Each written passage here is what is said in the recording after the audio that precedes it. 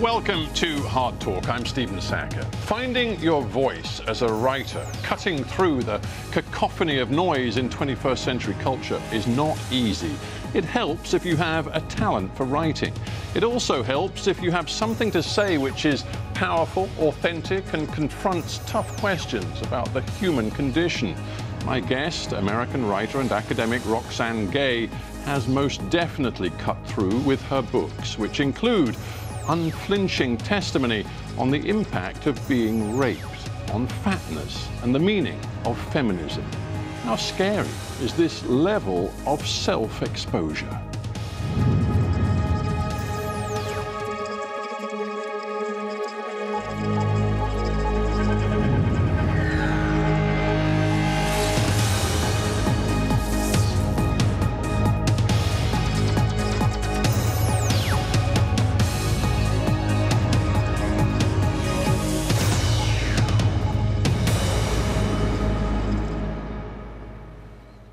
Roxane Gay, welcome to Hard Talk. Stephen, thank you for having me. Well, it's a great pleasure to have you here. You've written with extraordinary candor about your own life, and it strikes me that writing about it, presumably a solitary occupation, is one thing, but then speaking about it in public is quite another. It is. It is. Over the years, has the speaking about it become easier?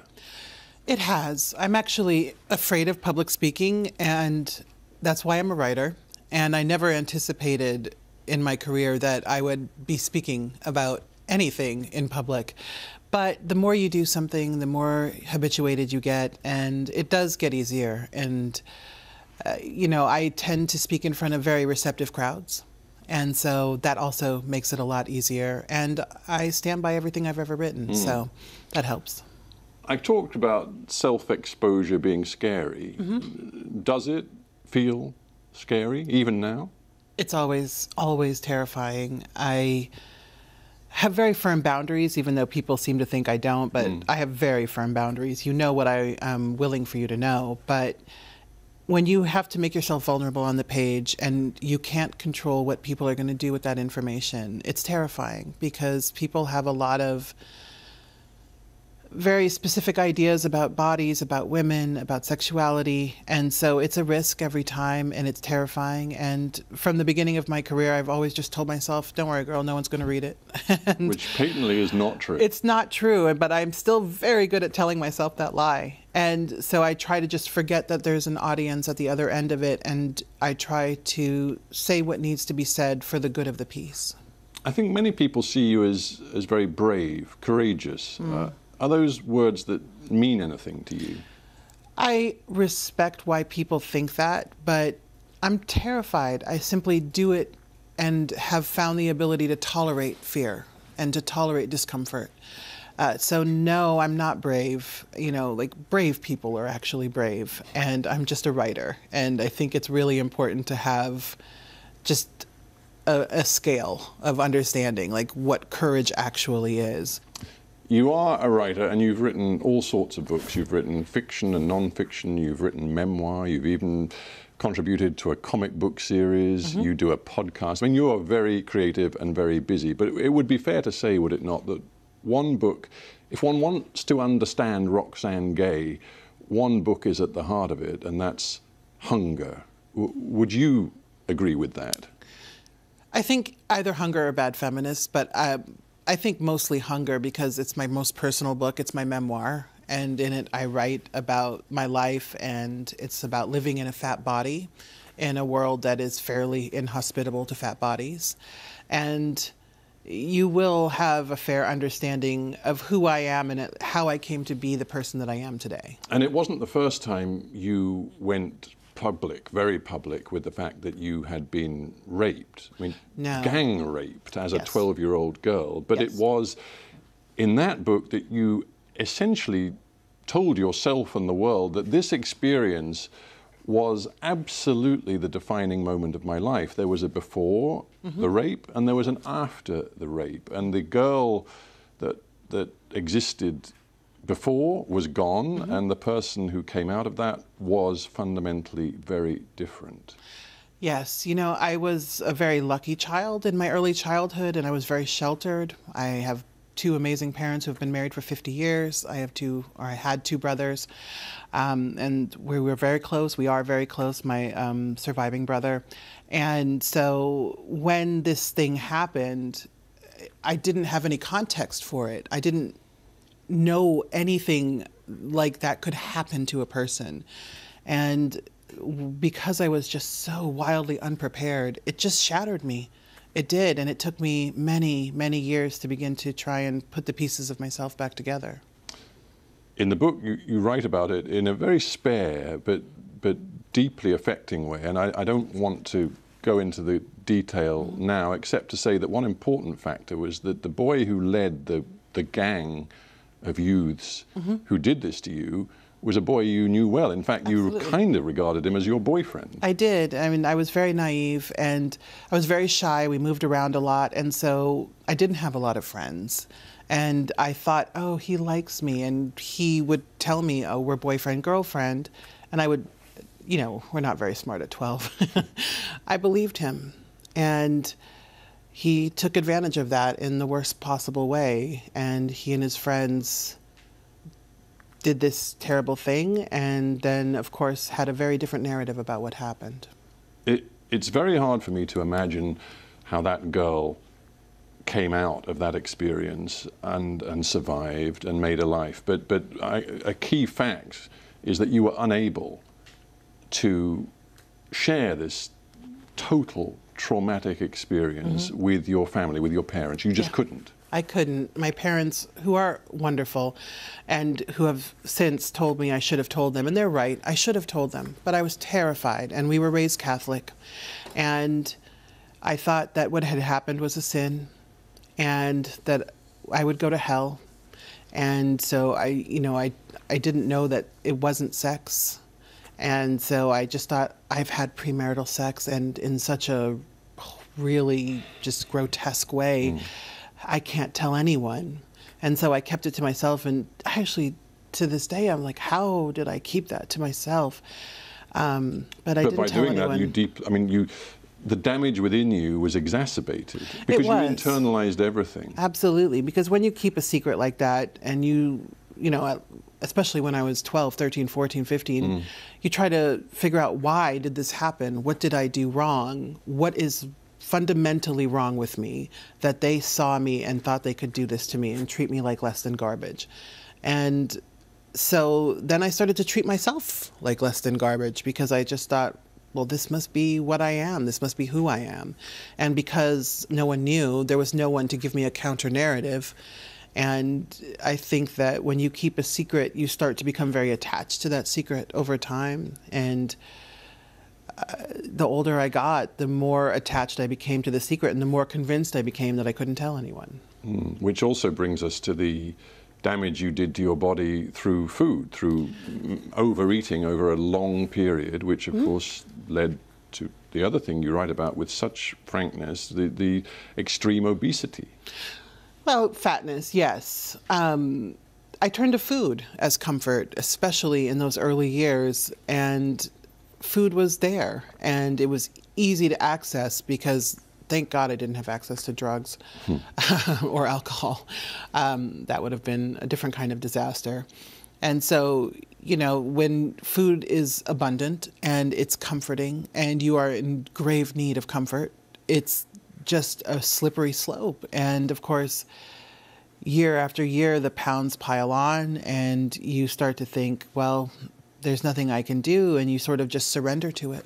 And there are obviously different impulses there connected with that transformative trauma, which you describe in different ways.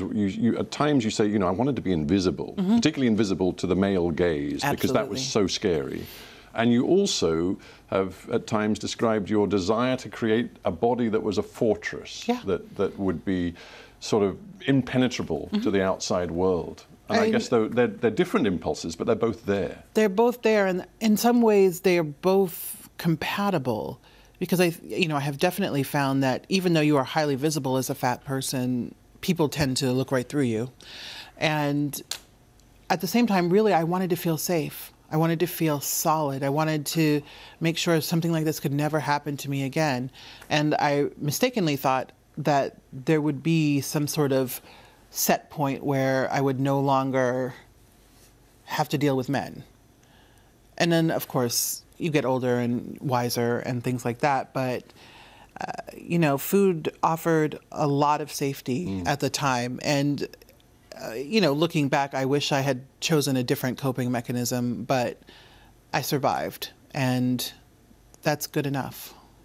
Let me ask you about that word fat and fatness, because I just used the word obesity, and I noticed you said actually, you know, fat is the word. And it's very interesting in Hunger and in lots of other writing you've done, you've insisted on using this word fat, which some other, particularly women, you know, who are overweight, they don't like the word fat, and they also talk about something which I don't think you really do talk about, which is body positivity and embracing their fatness, their curves, you know.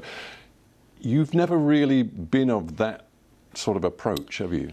I haven't. You know, I don't like the term obesity because I think it unnecessarily medicalizes the fat body.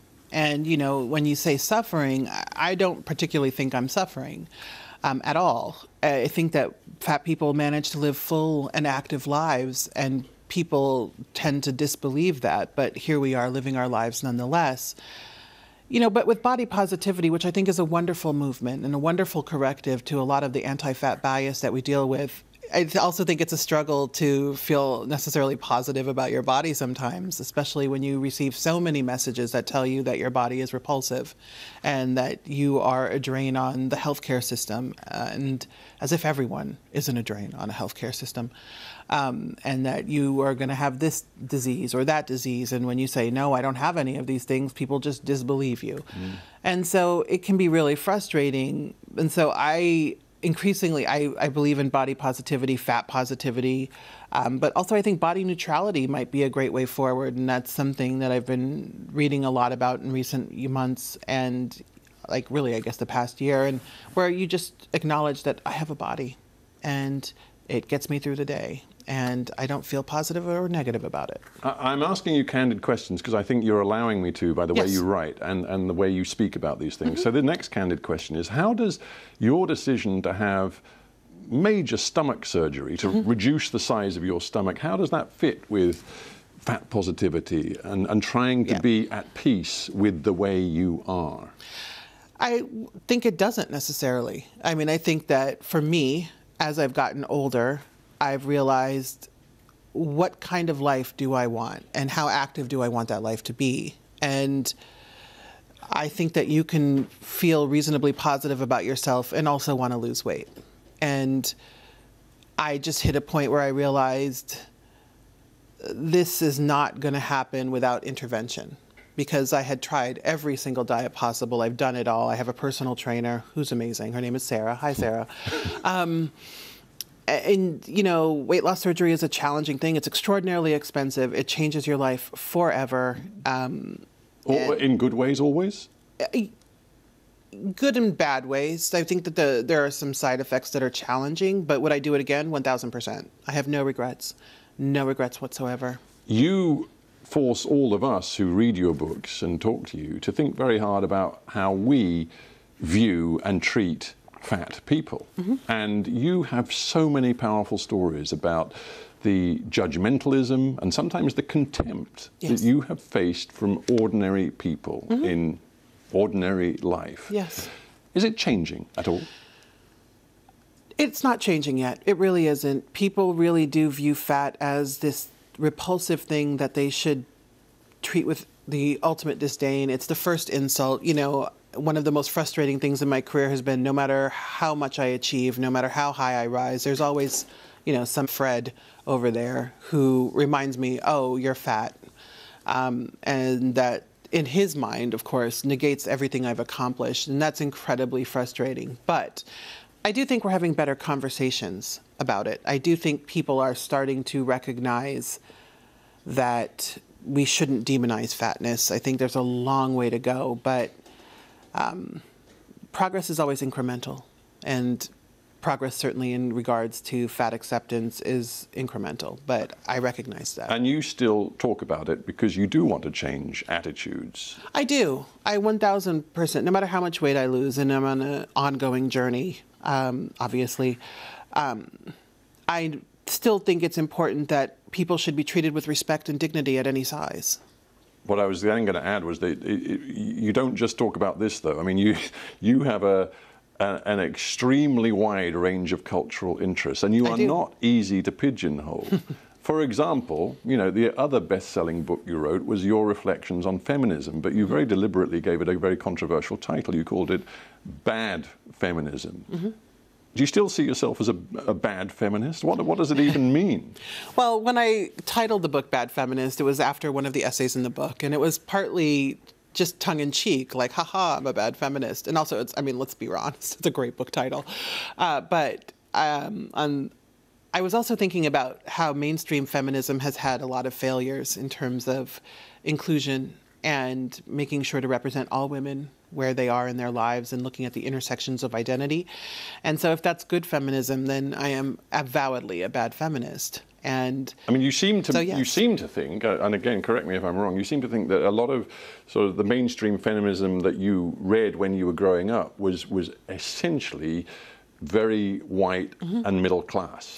It was, and that feminism has done a lot of important work. And I recognize that, which is why I call myself a feminist. But I think we can look at what feminism has done, and we can also look at the ways that feminism has fallen short and continues to fall short.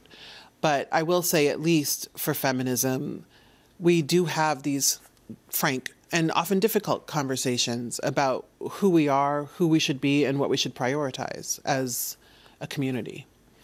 You wrote, I'm a woman who loves pink and likes to get freaky and sometimes dances her ass off to music she knows is terrible for women, and who sometimes plays dumb with the repairman because it's just easier to let that guy feel macho and do the job. You're kind of being playful there. I mean, do you think feminism has become too stern, too po-faced, not enough humor, not enough sort of relaxed approach to the subject? That's a good question. When you look at what women are dealing with around the world, I think it's understandable that certain feminists are not going to be as funny and fun-loving as you might want, because we're dealing with very serious issues of bodily autonomy and freedom and equal pay and equal treatment, equity in our culture. But I think that many feminists have over the years gotten the reputation of being humorless, and I am not humorless. And so, especially in Bad Feminist, I try to incorporate humor because I think you can use humor and still talk about important and serious things. But for all of your appeal to sort of nuance and a broad church within feminism, there are certain red lines you draw. One is you are quite clear. You say you cannot be anti-abortion, or as Americans would often say, pro-life, yes, and a feminist. I mean, many American women would disagree with you. There are American women who are adamantly anti-abortion and proudly, in their own view, feminist. Yes, but as a feminist, as someone who believes that women are equal to men, that we should respect everyone across the gender spectrum, I don't know how you can be a feminist and also say that women's bodies should be legislated. I simply just don't see how you make that connection work. And so I firmly believe that for us to be feminists and for us to be united, we do have to be on the same page. Now, if you don't want an abortion, then you should not get one. And I think it's every woman's personal choice. And I think that it's so important to focus on that you don't have to have one if you don't want one. But what does it say about, sorry to interrupt, but what does it say about America today that as of last summer, Roe versus Wade has been overturned in the Supreme Court, and I think a dozen states or more have in effect made abortion illegal? I think it tells us that we have so much work yet to do and that we have lost so much ground. And it's incredibly frustrating. I think second wave feminists in particular are profoundly concerned because I don't know that anyone thought that Roe v. Wade would be overturned, except there were plenty of feminists who were ringing this bell for many years and who were looking at the writing on the wall, especially a lot of times you can start to see what's happening in state legislatures with attempts to ban abortion and recognize that this is part of actually a national movement. So the writing was there on the wall. We knew this was coming, but it still shows that we have not covered nearly as much ground as I think we would have liked to, and that feminism still is a hard sell for far too many people. Feminism isn't very divided on the abortion issue. I think it's fair to say the clear majority of feminists are pro-abortion, and also pro-choice, as they would put it. The clear majority of Americans are pro-choice, which is fortunate. But let's just get into one area briefly where there is a clear divide within feminism, and that is on the issue of transgender rights. It's territory that you've stepped into several times, but in essence, there is a significant body of feminist opinion which says that biology really does matter, and that when it comes to certain issues like the creation of safe spaces for abused women, maybe in women's prisons, maybe on the sports field for women's sports, biology actually should and must trump gender self-identification. Do you agree with them? I do not. I do not at all. I think that trans women are women, and this obsession with biology, I just, first of all, I think that we're spending a disproportionate amount of time on things that aren't necessarily even happening.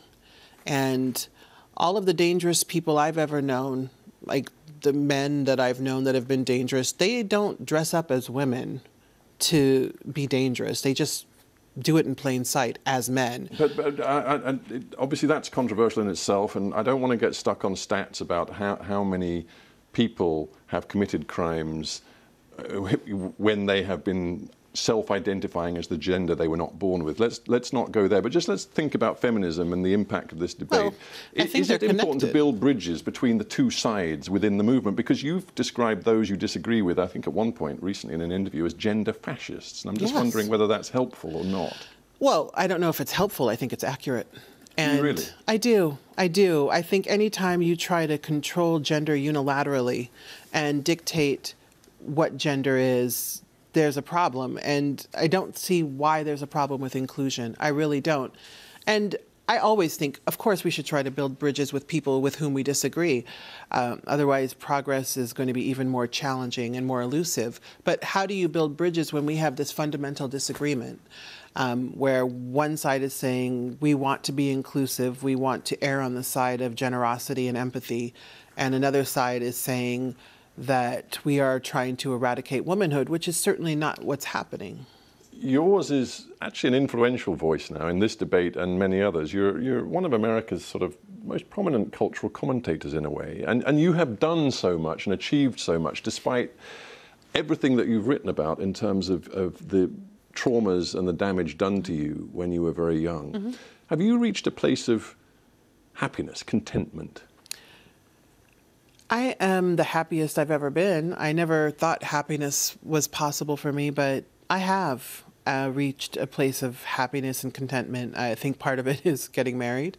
I'm married to an incredible woman, and that was incredibly unexpected. I did not foresee finding love later in life, but I did. And I think that I'm 48, and the older you get, the more you recognize this is who I am, so I better start to get on board with it. But is contentment going to stop you writing? Never, never. It's funny, my parents ask me that all the time. No, I write every day, I read every day, I still have so much work to do. I am not nearly done with offering opinions on everything. I have several books forthcoming. Contentment actually just gives me more to work for. Now I have a family. So, yeah, no, the work is just beginning. It goes on. Roxane Gay, it's been a real pleasure to have you on Hard Talk. Thank you very much indeed. Thank you.